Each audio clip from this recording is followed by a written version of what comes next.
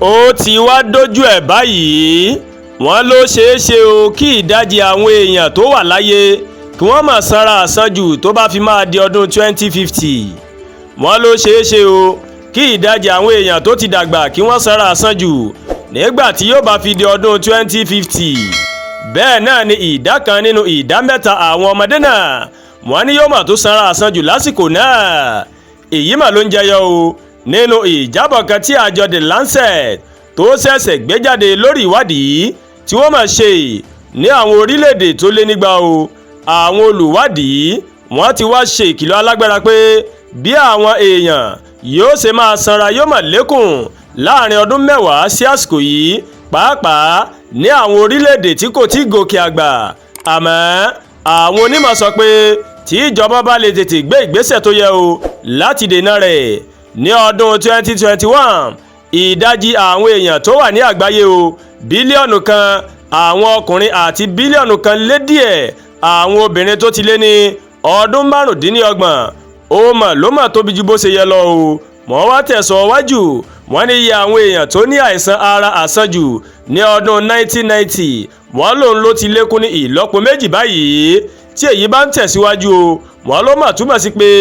iye èèyàn tó ní àìsàn ìtọ̀ ṣúgà ó máa lékún di 57.4% fáwọn ọkùnrin àti ìdá 60.3% fáwọn obìnrin nígbà tó máa fi di ọdún 2050 ìwádìí náà ó mà sọ wípé China, India àti orílẹ̀-èdè Amẹ́ríkà ó ní àwọn èèyàn tó sanra àsanjù ó ní wọ́n máa pọ̀ sí jù lọ́dún 2050 ẹ̀wẹ̀ àwọn olùwádìí náà wọ́n máa sọ wípé àwọn èèyàn tó lé ní mílíọ̀nù 522 yóò máa sanra àsanjù ní ẹkùn sub-Sahara Africa wọ́n ní èèyàn tó máa sanra àsanjù ní Nàìjíríà ó máa lékún ní ìlọ́po mẹ́ta láti mílíọ̀nù 36.6 tó wà lọ́dún 2021 di mílíọ̀nù 141 lọ́dún 2050 Nàìjíríà ló máa wà ní ipò kẹrin àwọn orílẹ̀-èdè tó ní èèyàn tó sanra àsanjù ní àgbáyé o ìwádìí náà ṣàlàyé pé àwọn kò ṣe ìwádìí lórí àwọn okùnfà táwọn oògùn tó lè mú àdínkù bá ara sísá àsanjù tó lè ní ipa lọ́jọ́ iwájú o àwọn onímọ̀ sọ pé tí ìjọba bá tètè gbé ìgbésẹ̀ tó yẹ